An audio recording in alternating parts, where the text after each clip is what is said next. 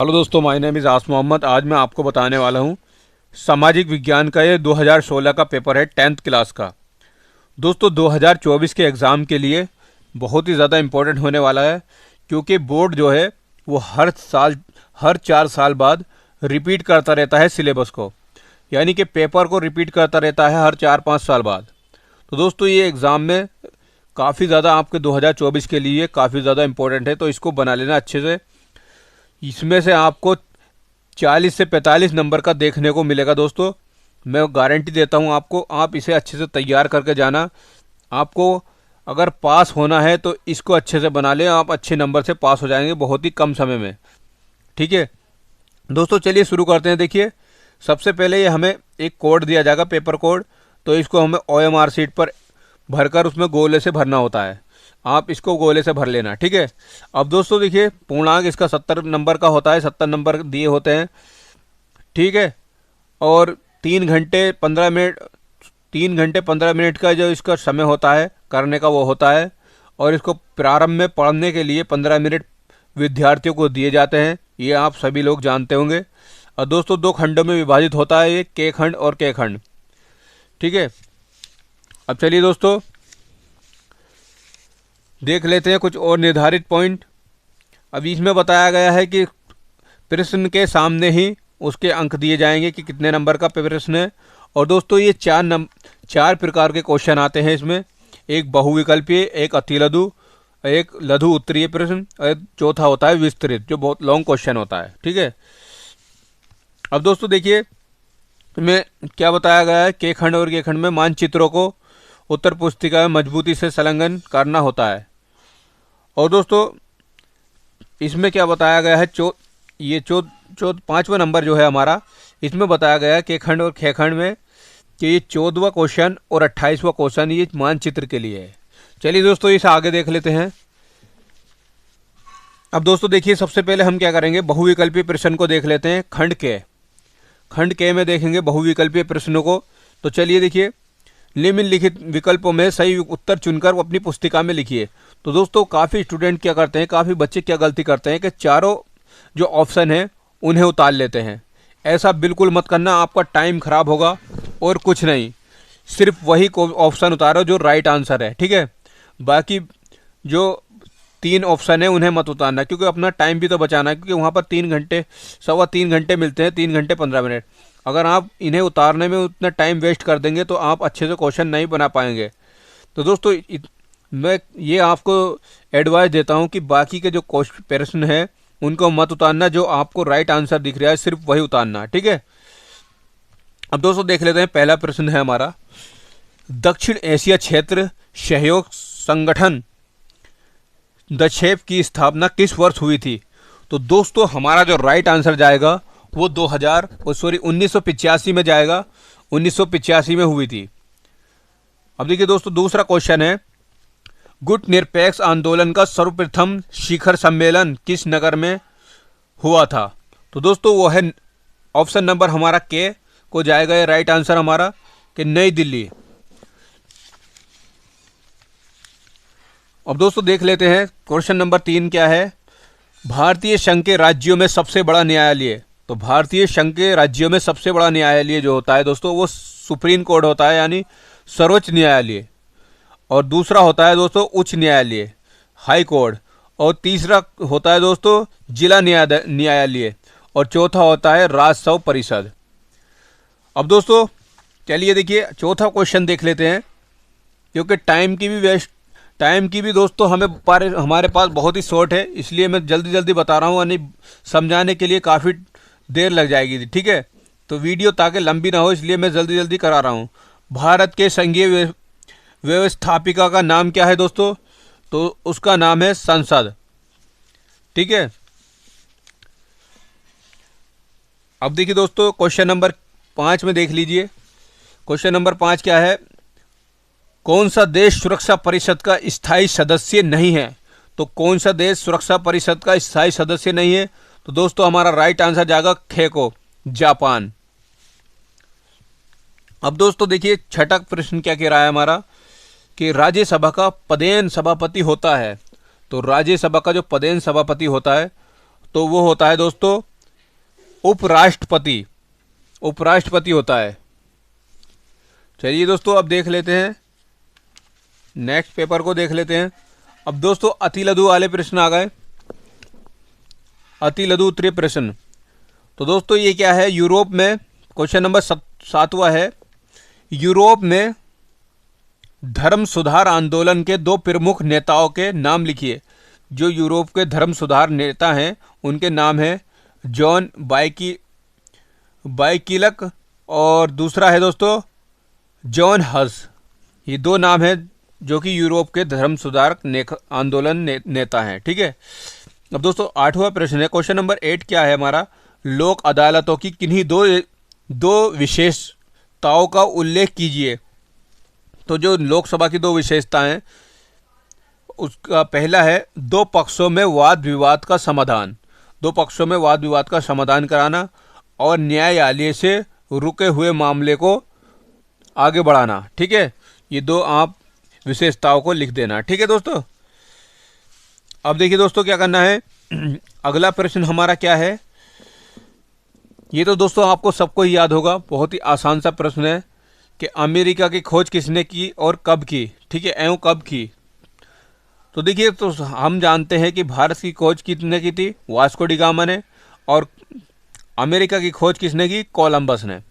किसमें की थी, 1892 में की थी अमेरिका की खोज, किसने, कोलंबस ने। अब दोस्तों देखिए लघु प्रश्न आ गए, लघु उत्तरीय प्रश्न। अब ये मैं आपको बस यही दिखाऊंगा कि कैसे कैसे आप प्रश्न आते हैं। मैं आपको जो शॉर्ट आंसर टाइप क्वेश्चन है वो सारे बनाकर दिखाऊंगा, अभी आगे भी आएंगे। दोस्तों देखिए वीडियो में अंत तक बने रहना, मैं आपको बहुत ही ज़्यादा जानकारी देने वाला हूँ। तो देखिए आपको प्रश्न पत्र पढ़कर ही जानकारी हो जाएगी किस टाइप के प्रश्न आते हैं और इन्हें अच्छे से तैयार कर लेना। दोस्तों देखिए हमारा 10वां क्वेश्चन है, लोक अदालत की मुख्य विशेषताएं बताइए। ठीक है, और यह अथवा में देखिए, अगर आपकी ये याद नहीं हो तो ये आप याला कर सकते हैं।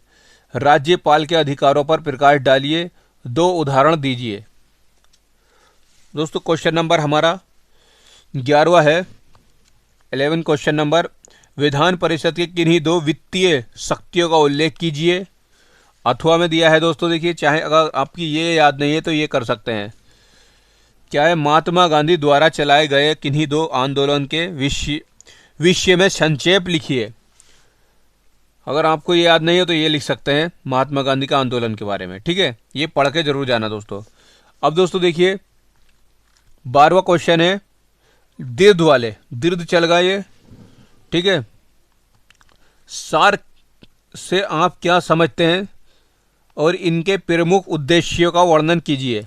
दोस्तों आप इस क्वेश्चन को भी अच्छे से बना लेना है, काफ़ी इंपॉर्टेंट क्वेश्चन है।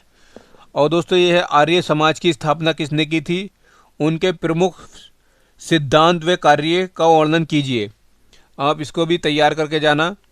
भारत के राष्ट्रपति की निर्वाचन पद्धति का नाम लिखिए और उनके प्रमुख कार्यों की विवेचना कीजिए। दोस्तों राष्ट्रपति के जो कार्य हैं उनको याद करके जाना, वेरी इंपॉर्टेंट है। और देखिए दोस्तों, भारत के नागरिकों के मौलिक अधिकारों तथा राज्य के नीति निर्देश तत्व में अंतर स्पष्ट कीजिए। दोस्तों इसको भी बना लेना, लेकिन ये इतना ज़्यादा इम्पोर्टेंट नहीं है।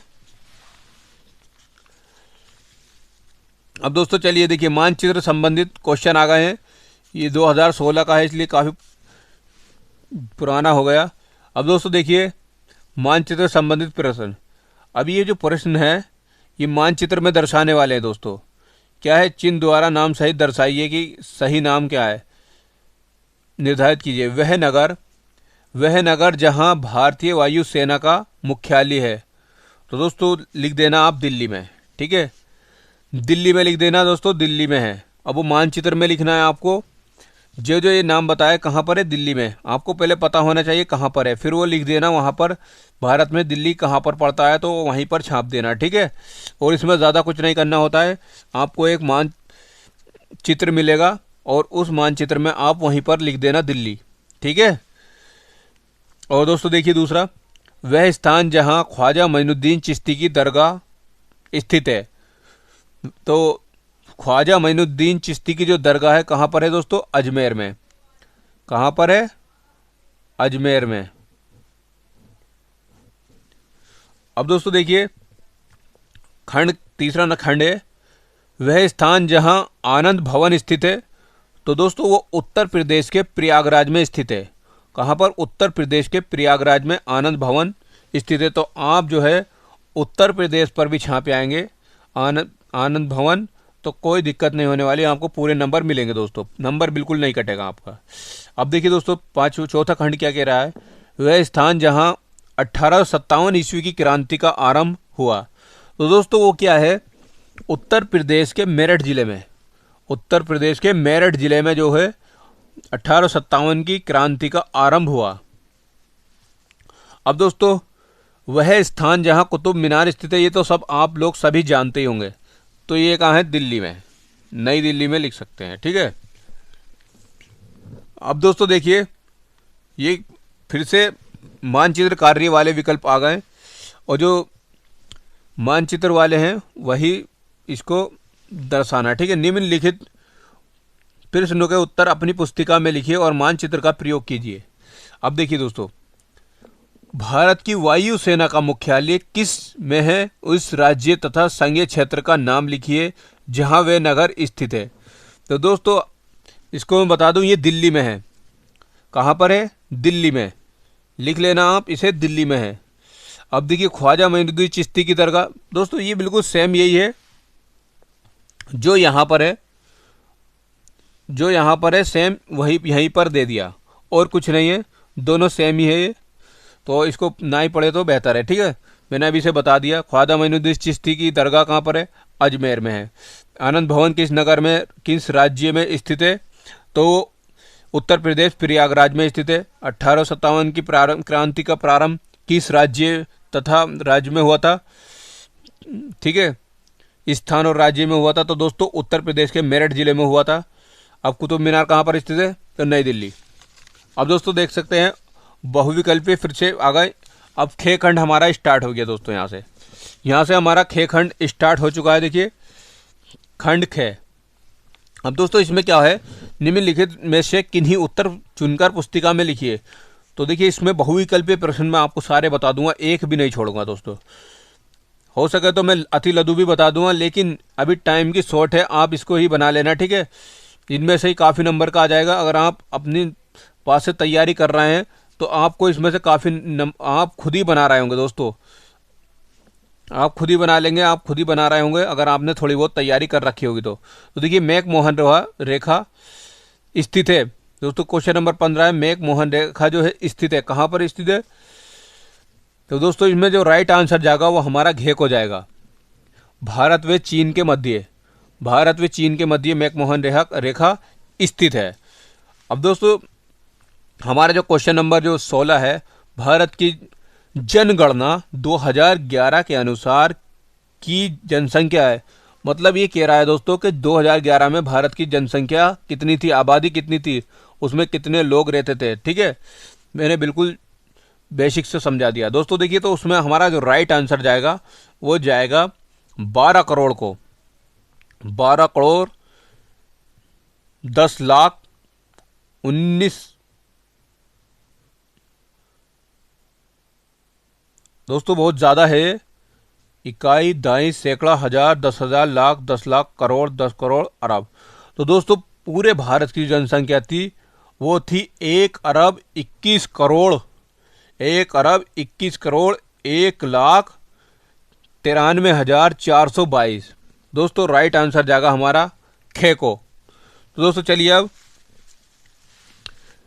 क्वेश्चन नंबर 17 देख लेते हैं। इनमें से कौन देश विकासशील देश है? इसमें से कौन सा जो देश है वो विकासशील देश है, विकसित देश है? तो दोस्तों हमारा जो राइट आंसर जाएगा वो जाएगा घे को, जापान। अब दोस्तों देखिए 18वां प्रश्न क्या कह रहा है कि ज्वारीय वन पाए जाते हैं। तो ज्वारीय जो वन पाए जाते हैं दोस्तों वो भारत के पर्वतीय भाग में पाए जाते हैं। तो हमारा राइट आंसर जाएगा खे को। अब दोस्तों देख लीजिए 19वां क्वेश्चन क्या कह रहा है, भारत की अर्थव्यवस्था कहलाती है। तो भारत की जो अर्थव्यवस्था कहलाती है वो मिश्रित अर्थव्यवस्था कहलाती है। क्वेश्चन नंबर 20 है, निम्न में से कौन सा प्रत्यक्ष कर है? तो दोस्तों निम्न में से प्रत्यक्ष कर कौन सा है? दोस्तों कर अप्रत्यक्ष और प्रत्यक्ष दो प्रकार के होते हैं। तो ये प्रत्यक्ष कर है तो वो जो है आयकर, ठीक है। अब देखिए अति लघु के जो प्रश्न है वो चल गए हैं दोस्तों।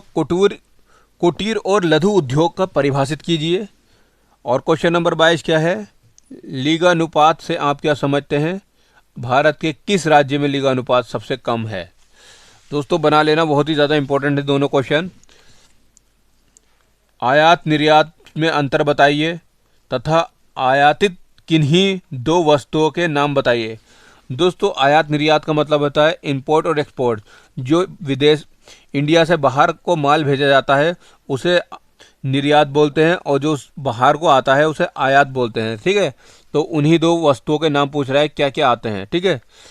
अब दोस्तों देखिए क्वेश्चन नंबर 24 है, भारत में बढ़ती हुई जनसंख्या के किन्हीं तीन प्रभावों की विवेचना कीजिए। 3 नंबर का क्वेश्चन है दोस्तों ये। अब देखिए अथवा अगर ये नहीं आता तो ये कर लेना, भारत की बढ़ती हुई जनसंख्या को नियंत्रित करने के किन्हीं 3 प्रभावी उपयोगों का सुझाव दीजिए। बढ़ती हुई जनसंख्या को कम करने के लिए उसको सुझाव मांग रहे हैं, तो आप अपने पास से सुझाव दे सकते हैं, ठीक है। कैसे कैसे, थोड़ा सा दिमाग लगाना, आप आसानी से बता दोगे, ठीक है। आर्थिक नियोजन के 3 उद्देश्यों की विवेचना कीजिए, जो आर्थिक नियोजन है। और दोस्तों देखिए भारत की अथवा में देखिए भारतीय कृषि की किन्हीं 3 निविष्टियों के महत्व को वर्णन कीजिए। अब दोस्तों अगला प्रश्न देख लेते हैं दोस्तों, दीर्घ के क्वेश्चन चल गए। अब दीर्घ उत्तरीय प्रश्न, तो दीर्घ उत्तरीय प्रश्न में दोस्तों क्या है, देखिए क्वेश्चन नंबर जो हमारा 26 है वो है, भारत की जलवायु को प्रभावित करने वाले किन्हीं 6 भौगोलिक कारकों की व्याख्या कीजिए, ठीक है। कारकों की व्याख्या कीजिए। और अथवा में है, भारत के प्राकृतिक भागों में विभक्त कीजिए। भारत को प्राकृतिक भागों में विभक्त कीजिए तथा उनमें से किसी एक की स्थिति तथा धरातल तथा मानव जीवन का वर्णन कीजिए। दोस्तों ये भी इम्पोर्टेंट क्वेश्चन है। अब देखिए दोस्तों ये सबसे ज़्यादा इम्पोर्टेंट क्वेश्चन ये है चकबंदी का और जमींदारी का। निम्नलिखित का संक्षिप्त में विवरण कीजिए। इस पर टिप्पणी लिखनी है। जमींदारी, उन्मूलन और चकबंदी, दोस्तों इन्हें भी अच्छे से तैयार कर लेना, काफ़ी ज़्यादा इम्पोर्टेंट क्वेश्चन है ये भी दोनों।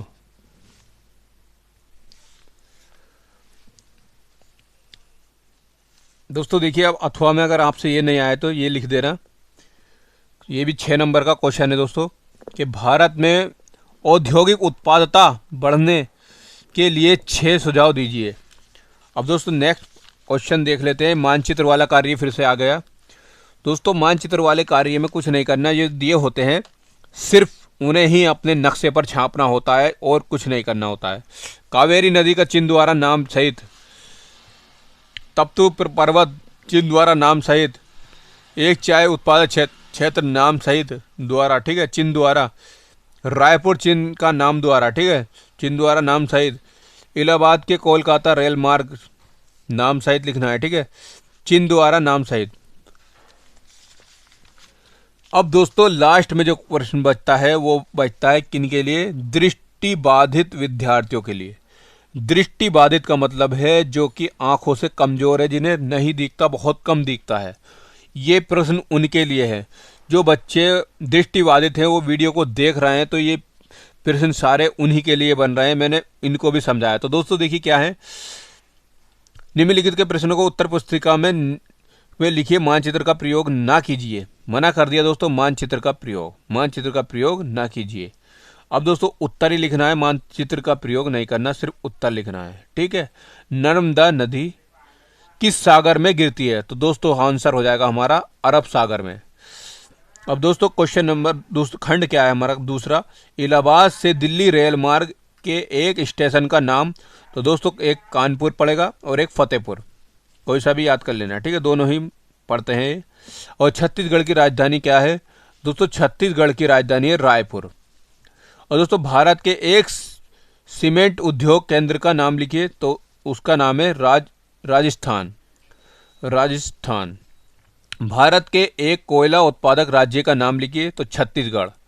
तो दोस्तों ये था सामाजिक विज्ञान का इम्पोर्टेंट क्वेश्चन जो 2024 के एग्ज़ाम के लिए बहुत ही ज़्यादा इम्पोर्टेंट होने वाला है, वेरी वेरी इंपॉर्टेंट। इसमें से 40 से 45 नंबर का आपको देखने को मिल जाएगा। दोस्तों अगर आपने इतना ही अच्छे से तैयार कर लिया, मैं गारंटी देता हूँ कि आप अच्छे से स्कोर करके आएंगे एग्ज़ाम में, बोर्ड में आप बहुत ही ज़्यादा अच्छा स्कोर करके आएंगे। तो दोस्तों इसको अच्छे से बना लेना। अगर चैनल पर पहली बार विजिट कर रहे हो, चैनल को सब्सक्राइब जरूर कर लेना। यार काफ़ी मेहनत लगती है वीडियो को बनाने में, बहुत ही ज़्यादा टाइम वेस्ट होता है, इनके आंसर खोजने में काफ़ी मेहनत लगती है। बहुत देर के बाद इनके सबके आंसर, सही आंसर पता होते चल पाते हैं काफ़ी मेहनत के बाद। तो वीडियो को लाइक करके, चैनल को सब्सक्राइब करके थैंक यू सर कमेंट में ज़रूर लिख देना। दोस्तों बस आपको इतना करना है।